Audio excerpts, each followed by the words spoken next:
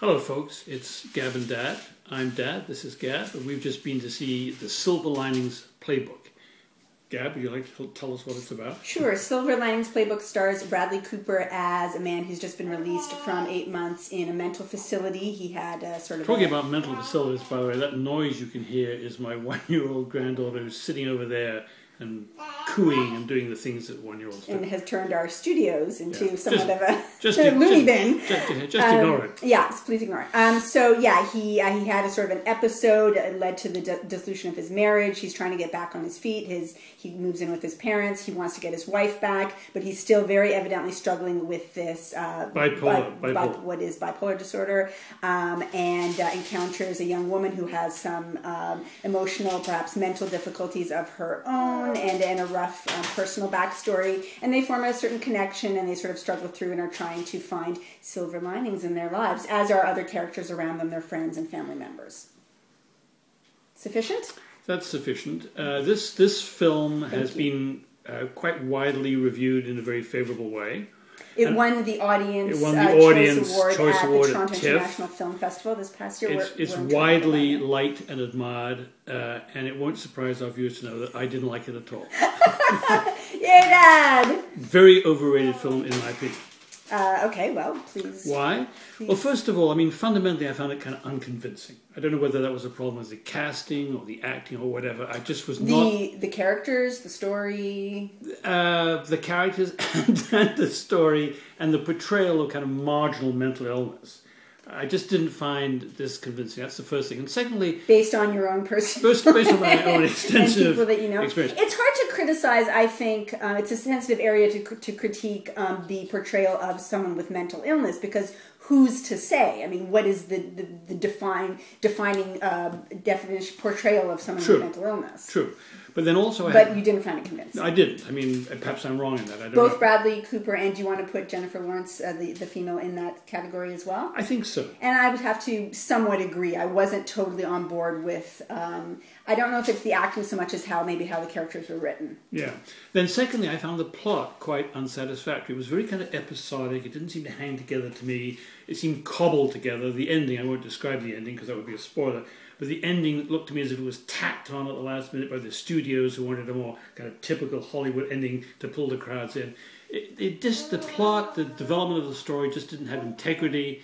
It didn't unfold in a way that made sense to me. So what with on the whole bad acting or bad character portrayal and a lousy plot, I didn't like it. I was bored. I was also bored. I was a bit bored. I found as you mentioned, the unfurling of the storyline kind of choppy. It didn't have a nice flow to it, and so in a lot of instances, I didn't feel it felt disjointed. I didn't feel like where was it trying to go? Where did that fit in? And that gave me it sort of threw me off. Which maybe you could say it was sort of representing the mental. It was making a point about the mental states of the characters, the way it was sort of keeping the skew. I think you're giving much too much credit. But for me, I didn't find that the way that it made me feel in that regard very satisfying. And the story, as you mentioned, it had elements of what could have been interesting character studies, and it could have been a more interesting, gritty little independent film. And yet I felt too like the studio had somehow gotten their fingers in there and maybe from a test screening said, we need a happy ending, we need a pat this, we need a hackneyed that to give it that audience. Well, it did win an audience award, and people seem to love it. The whole film collapsed into cliche, it seemed to me. It really felt like it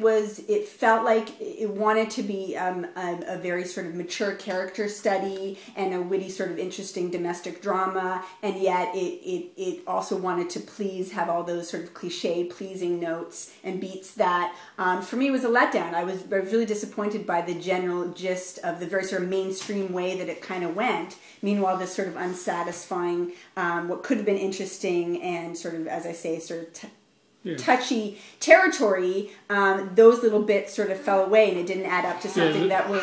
There was the odd little flash in the film. There were moments. There were nice made you think that this could have been a really interesting and provocative film. But Rosie agrees. But as I say, she really agrees. But as I say, it collapsed into cliche. And the ending, by the way, is so trite. You've seen it 100. You've seen it like 100 times before. It was this weird hybrid of like indie drama and rom-com that I was disappointed that it went in that ultimate main kind of direction of the storylines. I thought it was going to be more so once again, different. Once again, Dad, Gab, I'm Dad, you're Gab. Once again, Gab. He's off his meds. You have to. Once again, we were left unsatisfied and did not like a film that all the rest of the world, even Rosie.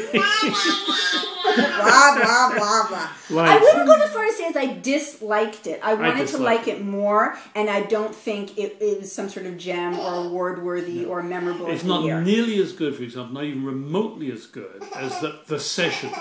Which we review in some ways has similar elements to it, and is a very fine film. Much more successful. In the important ways that we did, what things we disliked about this film. So I would give it. I'm in a generous mood. I give it 3.5, 3.5. Okay, I'm in a generous mood, and so I'm giving it 3 5/8.